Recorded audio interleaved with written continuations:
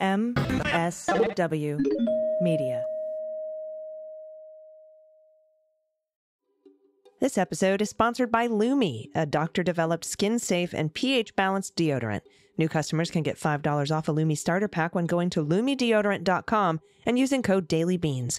And for a limited time, returning customers can get $5 off their next purchase of $30 or more. News with swearing. Daily beans, daily beans. Daily beans, daily beans. Hello, and welcome to the Daily Beans for Tuesday, November 14th, 2023. Today, ABC gets a hold of videotapes of Sidney Powell and Jenna Ellis Proffer sessions with the Fulton County DA. The Supreme Court adopts some ethics rules, kind of. The Secret Service opens fire on people attempting to break into a car outside Naomi Biden's home. Trump allies are pre-screening loyalists for civil service in a second term. Tim Scott drops out of the presidential race. And Democrats signal support for Speaker Johnson's plan to avert a government shutdown. I'm Allison Gill. And I'm Dana Goldberg. Welcome back, my friend. Thank you. It is good to be back. When travel gets in the way, you're always there to cover me, which is awesome. I appreciate that. I'll be there for you when you're traveling to. Hey, how about that Gotham FC win? Oh my God. Well, first of all, and AG and I were texting. If you watch the game, it was heartbreaking to see Megan get hurt. Megan Rapinoe got hurt in the first 5 minutes, and you saw it on her face. Rose Lavelle went up to see if she was okay, and you could read their lips, and she's like, you knew she was out, and something had happened in her foot. I'm not sure if it's her Achilles. I haven't read the stories past. It was something in her foot or ankle. But it was heartbreaking. I mean, this was a fairy tale ending for one of them, but this is not the way we wanted Megan to go out. But Allie Krieger had her fairy tale ending. Gotham FC beat OL Reign 2-1 in the finals of the NWSL. And the end of the game was crazy pants. With that block out of the box. Oh, it was right? ridiculous. So the goalie's feet were in the box, but the ball hadn't crossed the plane. And I think it was Rose Lavelle was right there about to finish this and tie it up. Well, the goalie punched it out. And basically what happened is if you're a goalie and you touch the ball and it hasn't crossed the plane of the penalty box, you get a red card and you get thrown out of the game. So they had to, in the last, 30 seconds of extra time, sub in a player that was already on the field to play goalie. A midfielder, yeah. And just hope to God that the free kick didn't go anywhere near the goal at that point. And it didn't. FC won. It was pretty freaking awesome. So, and the thing about the Gotham FC, if you follow the teams, they were last in the entire NWSL last year, and now they won the national championship. I mean, it's a Cinderella story. It was awesome. It was. And congrats to Midge Purse, who got MVP. But I got to tell you, man, Lavelle was just amazing. I was watching her footwork, everything. I mean, Midge was great, obviously. She's the MVP. Yeah. But man, that Lavelle, I had never seen really anything like that. The work and the passing and the assists that she was pulling off. Rose Lavelle. Yeah, she's a phenomenal player.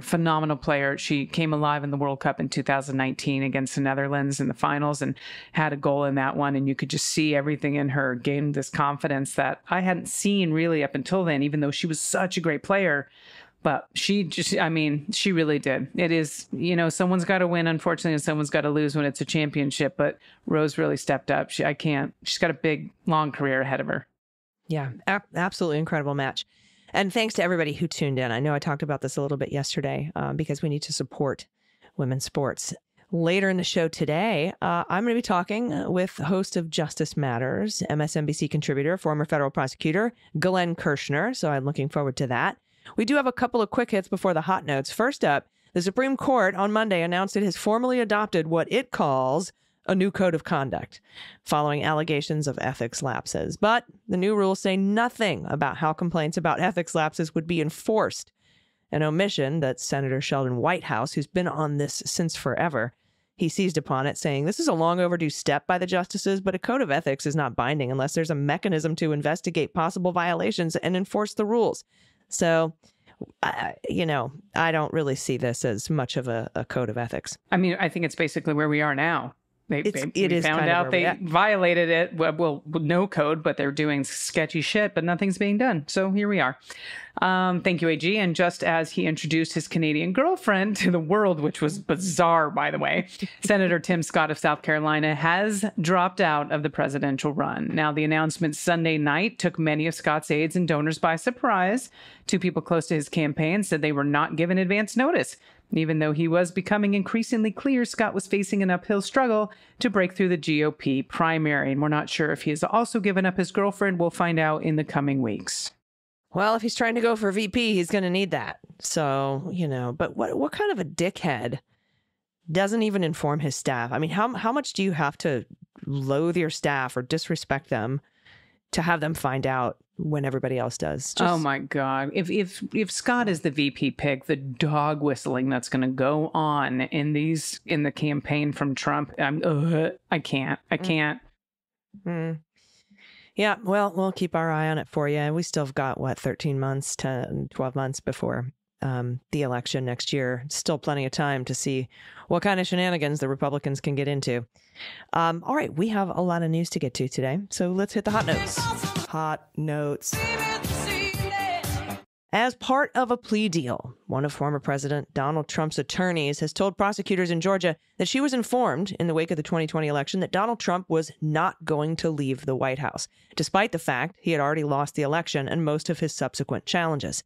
The revelation, along with others, came during a confidential interview the attorney Jenna Ellis had with Fulton County investigators. This was her proffer session, at least the first one.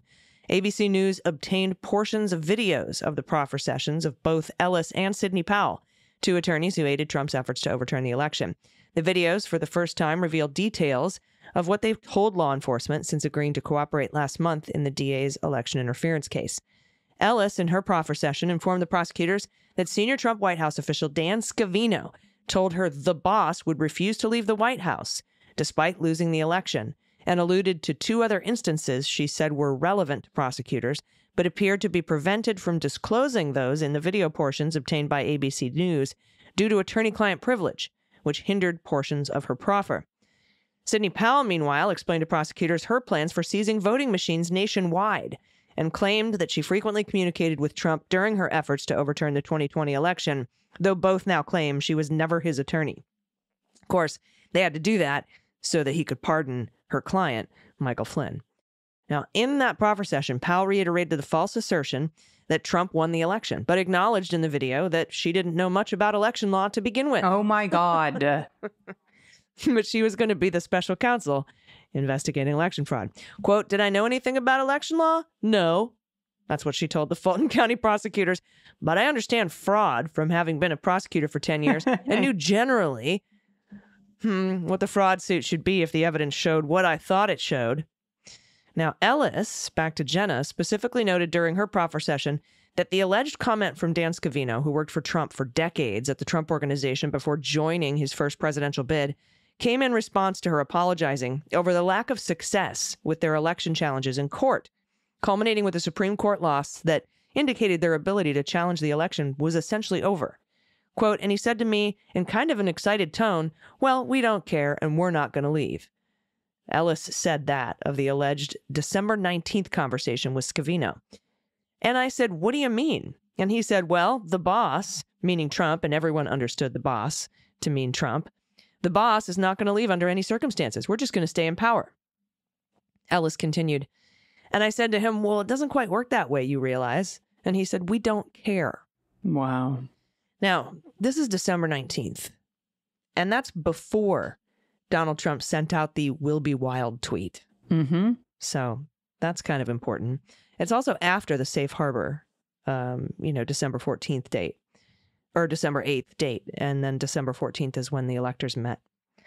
Ellis continued, let's go back to Powell first. Powell described in her proffer interview being in close and repeated contact with President Trump at the time, claiming that she frequently received calls from Trump asking for updates on their efforts to overturn the election, even as the Trump campaign publicly distanced itself from her in November 2020. Powell, in her proffer, recalled a conversation with Trump in which she expressed remorse to Trump that none of our cases were panning out. We were filing our cert petitions, but it wasn't looking good for anything to happen in his direction, Powell said of her legal challenges. He always wanted to know where things were in terms of finding fraud, meaning they didn't have it, that would change the election results. Powell also listed multiple meetings she had with Trump in his top advisors and the campaign, including her take on the now infamous meeting held at the White House in the Oval Office on December 18th. That was the knockdown, drag-out one, in which Trump and his advisors allegedly discussed seizing voting machines as part of their effort to contest the election.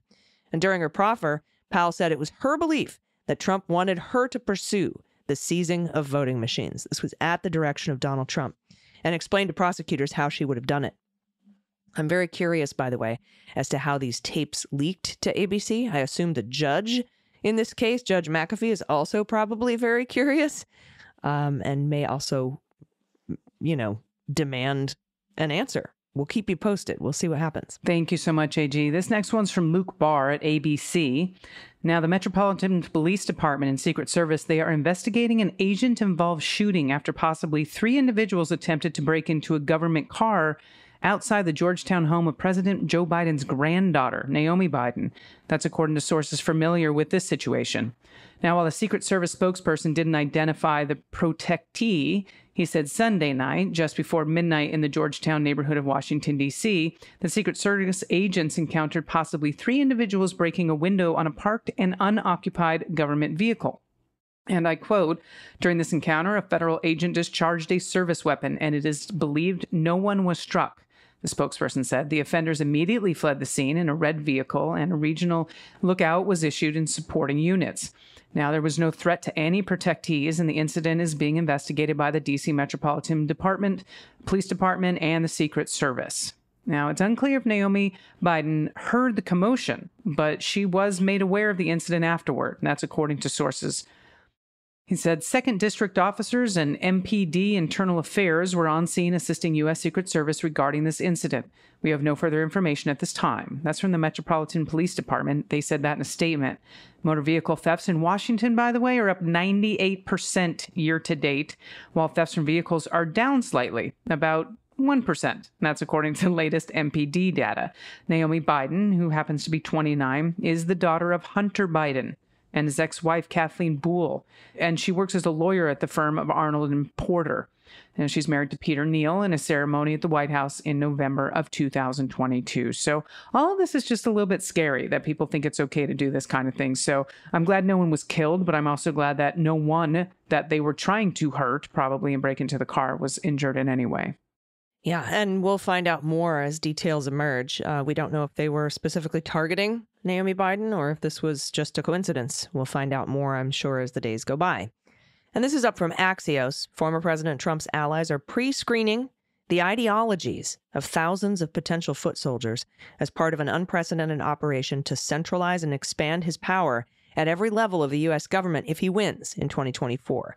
That's according to officials involved in the effort. Hundreds of people are spending tens of millions of dollars to install a pre-vetted pro-Trump army of up to 54,000 loyalists across government to rip off the restraints imposed on the previous 46 presidents. The screening for ready-to-serve loyalists has already begun, driven in part by the artificial intelligence from tech giant Oracle, contracted for the project. Social media histories are already being plumbed. If Trump were to win, thousands of Trump First loyalists would be ready for legal, judicial, defense, regulatory, and domestic policy jobs. His inner circle plans to purge anyone viewed as hostile to the hard-edged authoritarian-sounding plans he calls Agenda 47. The people leading these efforts aren't figures like Rudy Giuliani.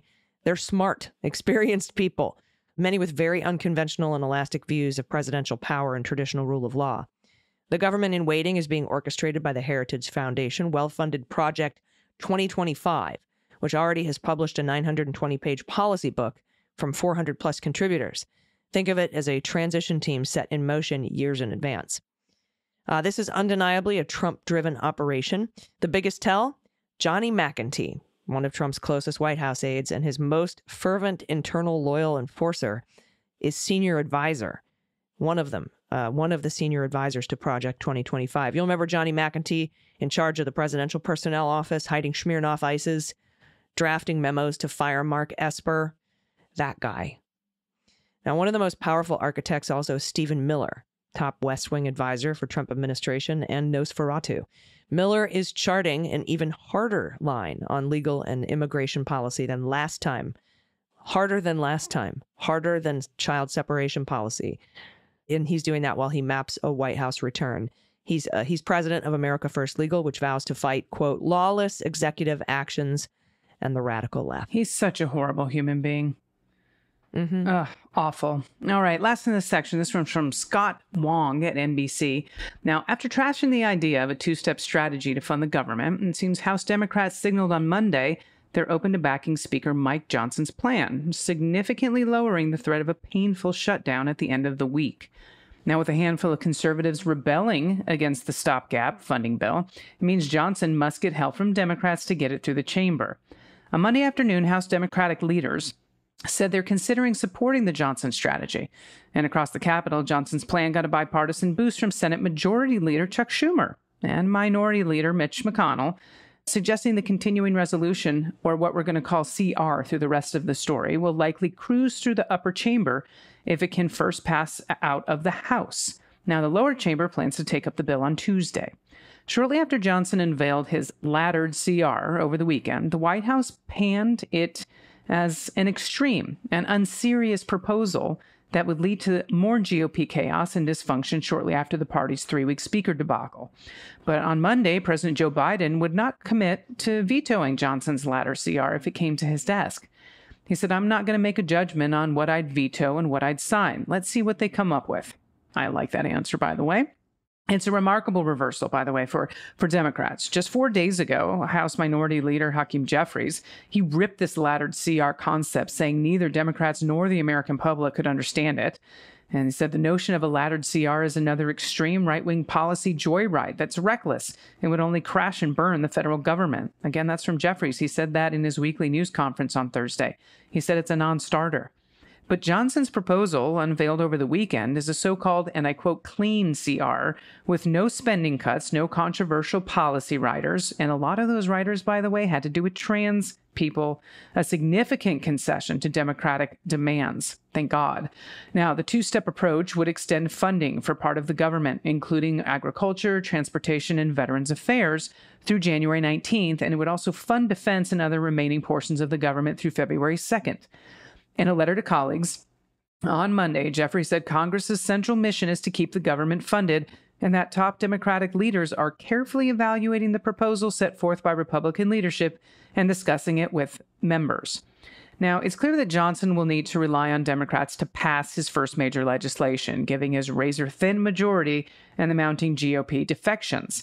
Now, already at least 8 House conservatives have said they will vote no on Johnson's plan, and many more could join that group. After Rep-elect Gabe Amo, who's a Democrat from Rhode Island, is sworn in on Monday, by the way, Johnson can only afford to lose 3 Republicans on his funding bill.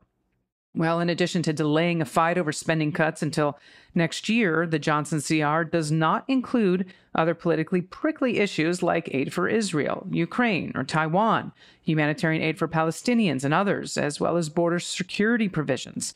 Those fights will be punted until after Thanksgiving. It does, however, extend the Farm Bill through September 30th, and which is a big sweetener for rural lawmakers and Democrats who like federal food and nutrition programs for low-income families. Now, the two-part CR has been conceived by members of the far-right Freedom Caucus, who see the staggered funding cliffs as a way to put pressure on Congress to reach deals on individual appropriations bills. But conservatives blasted Johnson's plan for a variety of reasons, including that it didn't include spending cuts or border provisions. An early test for Johnson's proposal, that's going to come on Tuesday when House takes up the rule for the CR. Now, rules which govern how legislation comes to the floor, they're typically passed by the majority party. But in this case, Johnson's going to need some Democrats to pass the rule. More than 50 Democrats helped Republicans pass the rule on legislation to raise the debt ceiling in May.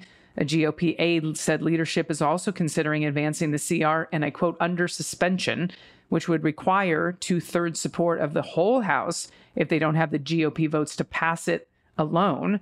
Now, senators had been devising a plan B to keep the government open, but it now appears they might not need to. Schumer announcing Monday evening that the Senate was, and I quote, pausing on our plans to allow the House to move first. So we're going to see what happens there. see how many more defect, how many Democrats come on board. And I'm just glad that these little addendums, if you will, these riders that were attached that are really, they were targeting the trans community. The Democrats are like, fuck you. Yeah, and I really wish that they would sort of position this the way that it is, that the Republicans are caving to the Democrats' demands, meaning you can't have any spending cuts and we won't have these, weird provisions or poison pills on this bill. And it seems like Mike Johnson is kind of caving to that. So we will keep you posted. But yeah, that's what I thought about the laddered CR too, like these multiple dates. They're just adding more instances of us coming toward going off a cliff. So yeah, we'll see what happens. And we'll keep you posted. All right. Stick around because right after this break, I've got a really incredible discussion with Glenn Kirschner of Justice Matters, former federal prosecutor and our friend. You don't want to miss it. And then we'll do the good news. So stick around. We'll be right back. After these messages, we'll be right back. Hey, everybody. Welcome back. I'm happy to be joined today by my friend, host of Justice Matters. It's an incredible podcast. You can get wherever you get your podcasts. It's also on YouTube. Former federal prosecutor Glenn Kirschner. Glenn, hello. Hey, AG, how are you? I am doing well. I'm doing well, my friend. But I was disturbed this weekend by some rhetoric from the former president, the disgraced former president, 91 felony counts, former guy, during his speech at a New Hampshire rally.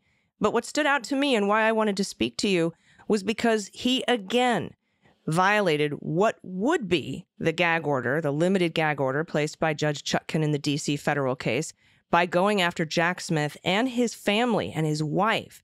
And right now, that limited gag order is stayed by the D.C. Circuit Court of Appeals pending a hearing coming up on November 20th. And it's just so dangerous. Even though these are short administrative pauses, but I just feel like anybody else wouldn't be given this deference. And I kept coming back to you and your thoughts on this. Yeah. And folks don't have to take your word for the assertion that anybody else wouldn't be given this deference. They don't have to take my word for that assertion. I was sitting in court when I heard Judge Chutkan say, and this is damn near a verbatim quote, if any other defendant who was on release in a felony trial, pending trial, said that the prosecutor handling his case is a deranged thug, he would be in pre-trial detention. He would be revoked on release and detained pending trial. Now, she articulated the unequal application of the law that we are experiencing when it comes to Donald Trump. I was encouraged by the gag order originally because I thought maybe it has some hope of tamping down Donald Trump's dangerous, indeed violent rhetoric by which he endangers judges, court staff, prosecutors, their families, witnesses, jurors, and anybody else who's involved in the endeavor of trying to hold him accountable for his crimes. But as you say, AG, the gag order has been on again, off again, on again, off again. It's presently on what the appellate court calls an administrative pause, which says nothing about the merits of it, whether it is a lawful and constitutional gag order or not. And there's a hearing, an oral argument set in the appellate court on the propriety of the gag order. It's going to be on November 20th. I'll be in the courtroom watching that argument as well. But here is where I am. In fact, last night I was so damn frustrated that my Justice Matters video was me venting my frustration and saying, given what Donald Trump said about Jack Smith and his wife and his family and their hatred of him, I think he said the wife and the family hate him to a level of a 15 on a scale of 1 to 10. All I could hear in my mind, AG, was Donald Trump posting on January 6th, Mike Pence didn't have the courage to do what he should have done. What did that immediately inspire, indeed incite? The angry mob to start hunting for Mike Pence and chanting, hang Mike Pence. Donald Trump is doing it all over again. We've seen this movie before. I now maintain that we have moved beyond gag order territory, and we are now squarely in heartland pretrial detention territory, because what your viewers might know, I know we talk about these legal concepts all the time. When somebody is on release in a felony case, Donald Trump is on release in 4 felony cases, 2 federal and 2 state. and there's clear and convincing evidence, that's the evidentiary standard, that that person presents a danger to others, is a danger to the community, the law provides that person should be detained pending trial. And Judge Chutkan said as much. And yet, nobody seems to be willing to order him detained pending trial. That is a horrific miscalculation by our institutions of government, in my opinion. And, I think in general, I think Judge Chutkan is an excellent jurist. What do you think her reasons are? Because she hasn't given any as to why she is showing deference to defendant Donald Trump that she wouldn't show to any other defendant, in her own words. Why? Yeah, so here's why. When a judge puts somebody on pretrial release, if they directly violate one of the conditions of release, like the gag order, which is temporarily not in effect, it's stayed, then it's really within her authority and discretion to sanction the person for violating the condition of release up to and including pretrial detention, revoking them on release. Here's where we are, though, AG. I don't think Judge Chutkan wants to do it sua sponte, in other words, on her own. I think it's a much more difficult call for a judge to revoke on release a former president of the United States than it would be if the prosecutors came to her, filed a motion, and made the evidentiary showing that there is clear and convincing evidence that he poses a danger to the community. Then all she has to do is hold the hearing, determine whether the prosecution has met that evidentiary burden of clear and convincing evidence, and grant the government's motion, the prosecutor's motion, to detain him pending trial. That is ordinarily the way the system works. It's unusual, even in the regular course of business in the criminal justice system, for judges to, on their own, start ordering people into detention. They ordinarily wait for the prosecutors to file a motion seeking that. Yeah, and it seems like while special prosecutor, special counsel Jack Smith seems to follow the law when it comes to indictments, he has been very reticent to avoid having a 1A fight, a First Amendment fight with this former president. Even in some of the other courtrooms we've seen, where he has not even asked for bail conditions. And the judge was like, maybe we should have some bail conditions here. And then the DOJ is like, okay, yeah, great idea. It seems like neither Jack Smith nor the judge want to be the one to go forward with this. Why is that? I don't know. It's Jack Smith's responsibility, and I do not spend a lot of time criticizing Jack Smith because there is not much to criticize.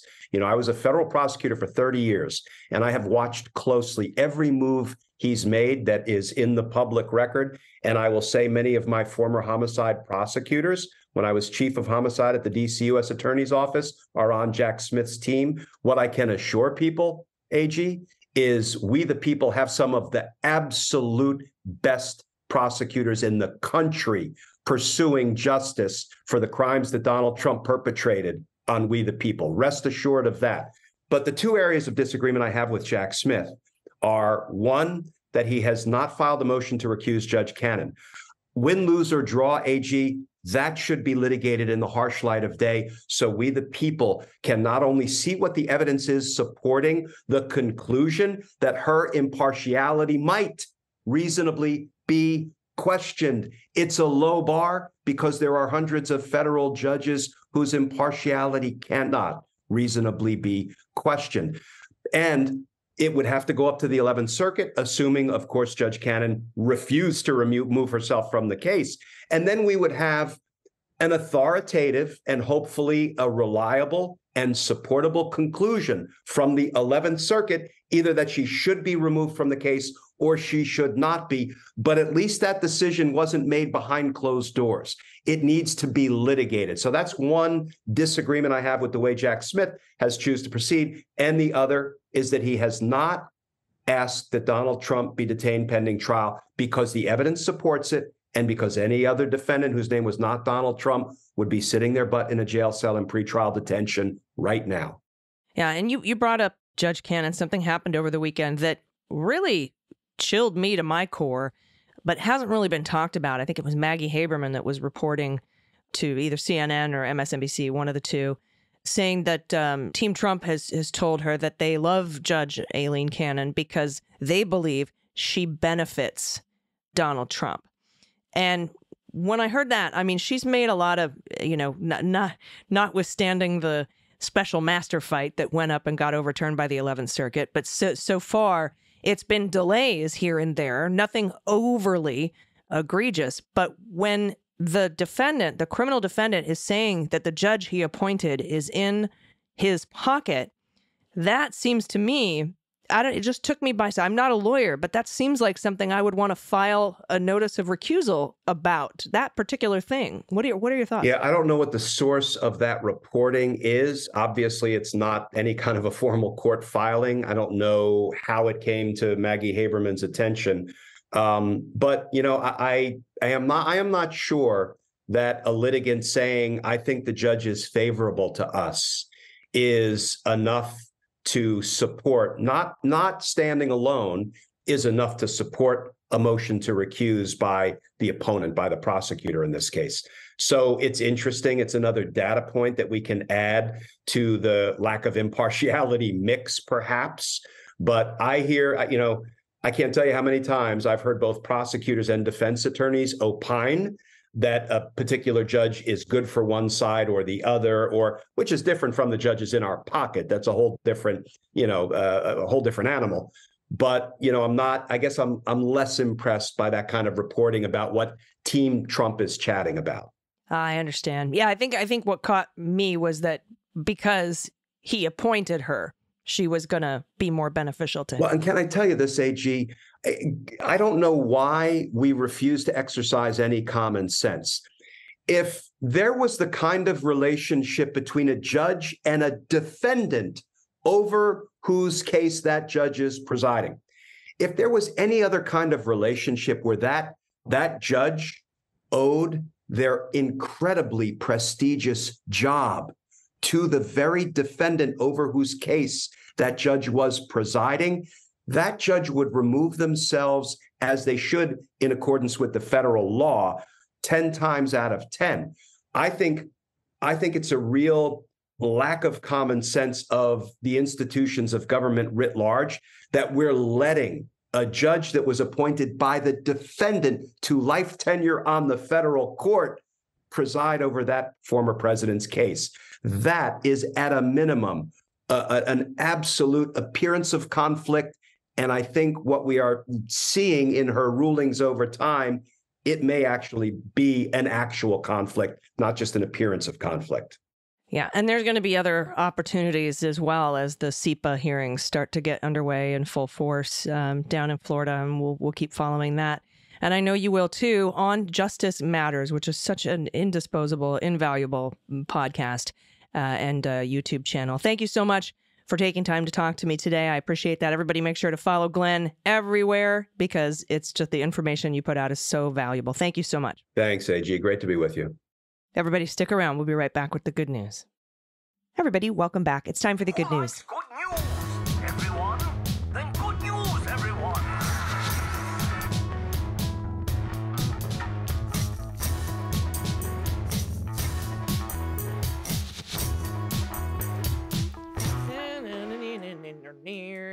Good news. And if you have any good news or confessions, corrections, I love corrections, especially pronunciation corrections when you tell me what town you live in. If you want to give a shout out to a loved one or a small business in your area, if you don't have pod pet tax to pay, you can send us an adoptable pet in your area. If you want me to guess any kind of animal at all, just send it. Dana and I can tell you probably what kind of animal it is. Maybe that'd be fun. I hope so. And then we could get down to the breeds, but who knows? Baby pictures, happy place, holiday photos, anything you want to send to us, send it to us at dailybeanspod.com and click on contact. First up from Dr. Liv, pronouns she and her. Hi, AG and DG. You are amazing. I want to share both a good news and a shit kids say. Trigger warning for sexual assault. Despite having experienced numerous SA as a young woman, I still listen through trigger warnings. The other day, when describing that asshat ambassador, I realized that the years of therapy and trauma cognitive behavioral therapy have made me more resilient and not actually being triggered rather just sympathetic. For anyone struggling with trauma, I want to send you hope. Your experience is valid and you're not alone, and it can get better. For Shit Kids Say, I was around 4 years old when my mother lost her granny. Not realizing that my granny was her mom, I tried to comfort her with the words, "Don't be sad, Mom. You can borrow my granny." Oh. She thanked me and started laughing, but never told me why, and it took me a few years to get there. Now she herself is a granny, and the story still warms her heart. For Pet Tax, an adorable old man cat that I got to be the seat for a few weekends ago. No. Look at this tuxedo boy. So sweet. Little floof What a paws. great message. No. That was a wonderful submission. Thank you very, very much. And the outlook is such a beautiful message, especially for other survivors. Okay, I love this. This is from one tired teacher in Virginia rejoicing in Dems in the House and Senate. No pronouns given. I think, yeah. And it says, hello, I'm a newbie to the beans, but can't start my day without you. I have to admit, I write this knowing this is a long shot. Hail Mary, ask of you and the Beans listeners. Our union is the first in Virginia to participate in collective bargaining for educators and staff in our school district. Our, quote, fair contract now collective bargaining ends December 1st, and we're facing a Goliath. Our majority Democratic school board has failed to support our union, Prince William Educators Association, otherwise PWEA, by not bargaining in good faith. And now we've been asking for a duty-free lunch in our contract, which is in our district's policy, but isn't guaranteed to many of our special education teachers who often have to lunch with their students because they have no aides. Now, who would be against guaranteeing teachers a duty-free lunch? Our majority Democratic school board. Including this in our contract would hold administrators accountable for guaranteeing teachers a 30-minute duty-free lunch. Oh, by the way, we don't get paid lunches, so teachers working through lunch are doing it for free. That is 2.5 hours of free labor a week. It would be great if listeners could support us by contacting our school board, demanding they include a duty-free lunch in our contract. If you'd like to support lunches for teachers, contact info will be in the show notes, by the way. So, listen, when we do a back call for our listeners, they show up. So I have no doubt these phones are going to get flooded. Yep. And that is going to be, the info is going to be in the show notes. Thank you very much, one tired teacher in Virginia, and congratulations on taking the House and the Senate there in Virginia. Next up, from Mary, no pronouns, regarding listener Andy, who lost his partner of 22 years. My friend Kevin Campbell lost his partner of 22 years in 2021. He's a musician living in Raleigh, North Carolina, and has just released an album called Stages.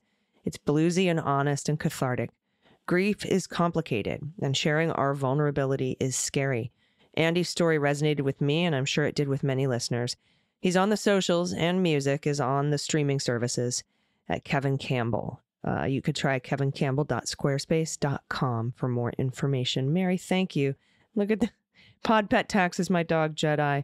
Purebred mutt. Jedi is adorable. Look at that face. That's a man face and a dog. It looks like a Wookiee. He's so cute. There's so much soul in that. Oh, my goodness. Thank you. Absolutely. Thank you. All right. This is from Kelly T, pronouns she and her. I recognize this name. Hello, bodacious badass beans. This is a belated but heartfelt thank you for shouting out my small business a couple of months ago. Wow. The Beans community really came out in full force, and I appreciate it more than you could know. As a refresher, I have t-shirts that reflect issues that weigh on my heart. A portion of the profits go toward relevant nonprofits. The good news is that because of your help, I'll be able to send a check to Queer Space Collective at the end of this year. This message is to thank you for the shout out, but also to let you know that AG and DG are the inspiration behind my latest shirt, picture attached. I hope I've done you proud, because I literally can't function without the two of you to start my morning. Last time I attached a picture of my neighbor Ewok, but this time I'm including the love of my life, who passed away several years ago. His name is Rourke, and his breed is probably pretty evident. Don't let this cute, cuddly demeanor fool you. If he could talk, he would sound and act like Billy Idol. I always was a sucker for the bad boys. Anyway, the two of you make the world a better place, and I'm eternally grateful for you. Kelly. Now, picture one is AG and DG tribute, which says, Yep. If women had the confidence of a mediocre white man, we'd rule this bitch. That's good artwork too. And Yes, I love it. the second picture. Oh, by the way, you can see these shirts at bleedingheartstees.etsy.com. Bleedingheartstees, Tees, just .etsy.com. And the second one is the pup, Rourke. And it looks hi, like we have a Rourke. what the mutt. Oh, all right. Did she say it should be pretty evident? I think so. Is it a... Uh-oh. I don't know what Rourke is. Old English sheepdog? Maybe? Um, Let's go with that. Oh, I don't know. Is he that's not a schnauzer of sorts? I have no idea. His nose looks like it might be a it's schnauzer. a purebred, and it should be evident. Is he the beardy collie? Is he the beardy collie guy? Maybe. I don't know. It's hard to tell. He's beautiful though. Let's see. Ah, bearded collie. Yeah. There you go. Look at that sweet baby. Cool shirt. Thank you. Yeah. bleedingheartstees.etsy.com. Thank you so much. And next up from Anonymous, she and her. Quick correction, my dear ladies. And yes, I remembered the compliment sandwich. First off, I love your dynamic together. I adore hearing the friendship you share actually come through. Oh, I love you, my friend. Correction. I almost choked on my coffee hearing AG say Skagit. That lovely area is pronounced Skagit. And as to the other hilarious one, Okanagan. That is one of the most beautiful areas and is pronounced Okanagan. Okay. Okanagan? All sorts of Okanagan. Oh, yeah. Okanagan. There you go. We have all sorts of fun names out here. Loved hearing some of my areas. Skagit. Skagit. Although not happy for the reason why. Love hearing some of my areas, though not happy for the reason why. Yeah, definitely. Lastly, AG, I'm so proud to see you succeed. And Dana, as a fellow lesbo, I adore the work you do for the HRC. Y'all are the best. Thank you. P.S. I grew up reading Busy Town books by Richard Scarry, and there was a small gold bug that was hidden on each page. Every morning when I hear Dana say, and I'm Dana Goldberg, I repeat out loud, I'm Dana Goldbug. Oh my gosh, how cute. That's adorable. Anonymous, that's so sweet. And I'm Dana And Goldbug.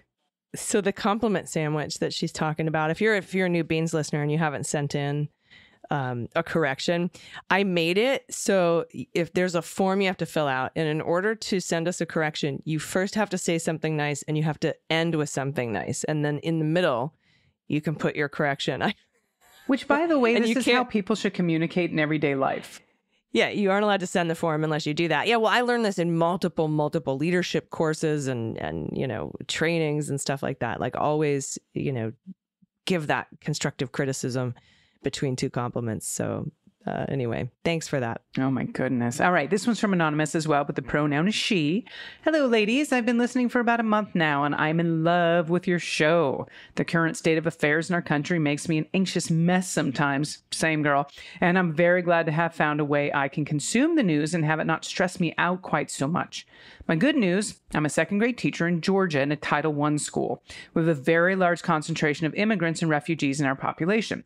I've had the joy of working in this community for 5 years now, and a few nights ago, the most special thing happened. We had an event going on at the school where kids could come up and play educational games, get snacks, etc. And I've had one of my students in my class since last year. I taught first grade then, and I've gotten to know the family. They came out, and Mom asked me if I was busy. I started to say yes. I was hoping to run one of the games. She had an envelope and just said, "We just got these today, and she, my student, wanted to come and take a picture with you." Now, they were certificates showing that they were now officially United States citizens. Not only did I take a picture with my student, but also with me and all of her kids. Yes, I definitely cried. It was such an impactful moment for me. You hear teachers talk about that moment that they knew they'd made a difference. Now, after 9 years, this was the moment for me. Thank you for allowing me to share with you. And Anonymous, thank you for taking the time. Here's a picture of Star, my brat princess corgi, whom I love and adore. Why can't we get a what the mutt on like corgi princess? Because I would have nailed this one. Totally. Oh, what a beautiful, beautiful story. And, I encourage anyone, if you're ever in the DC area, The public is allowed to attend naturalization ceremonies at the courthouse, the Prettyman Courthouse, where all the historic shit's going down right now. And so that is something to do. If you're in DC and you're like, what is something to do? After you go to all the museums and all that stuff and you walk around and see all the sites and the memorials, it's so moving to go to one of these naturalization ceremonies at the Prettyman Courthouse. It's truly incredible. I really encourage everybody to do it. It's open to the public, like I said. And so are the trials.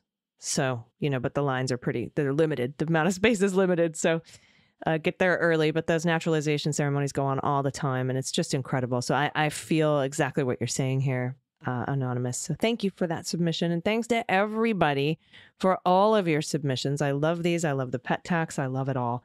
You can send all of your good news and anything you want to send us really by going to dailybeanspod.com and clicking on contact. Do you have any final thoughts for today, my friend? Just a quick one. I was doing a gala in, where was I? Seattle. And I had a Beans listener come up and just say hi afterwards, give me a hug. They were volunteering with the Human Rights Campaign. They're in the military. And this person, I just was so lovely. And I'm so grateful when the listeners come up and say hi. And so I wanted to keep you anonymous, but just know that it made my night. If you're listening, and I think you probably are because she turns in every week. But, and again, thank you for your service to this country. And she just wanted to send love to you as well, AG. Apparently we're getting her through it. We're getting her through it. So definitely I've got a gig in Boston at the HRC Gala this weekend. It's my last Human Rights Campaign Gala of the year. I have one more gala after that. But if you are in Boston and you happen to be at the event and you're a Beans listener, come say hi. It makes my night. It truly does. Yeah, absolutely incredible community that we have here. And it's like, when anybody asks me like my greatest accomplishment, and it's that I know y'all. Yeah. Truly. We got good people. We got good community. Yep. It's brilliant. Y'all are amazing. So thank you. Thank you. Thanks for holding each other up. And we'll be back in your ears tomorrow. So until then, please take care of yourself, take care of each other, take care of the planet, take care of your mental health, take care of your family. Vote blue over Q. Take everyone you know with you. I've been AG. And I've been DG. And them's the beans. The Daily Beans is written and executive produced by Allison Gill with additional research and reporting by Dana Goldberg. Sound design and editing is by Desiree McFarlane, with art and web design by Joelle Reeder with Moxie Design Studios. Music for The Daily Beans is written and performed by They Might Be Giants, and the show is a proud member of the MSW Media Network, a collection of creator-owned podcasts dedicated to news, politics, and justice. For more information, please visit mswmedia.com. MSW Media.